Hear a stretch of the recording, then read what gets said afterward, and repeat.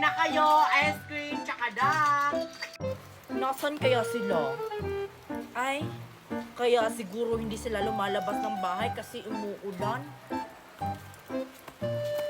Uy, subukan na natin ang bubbles bubbles. Kung totoo ba talagang sinabi ni Marian. Sige, kung bubbles bubbles ba talaga ito, baka naloko tayo ni Marian. Hoy, ako na, hoy, ako na. Totoo ka!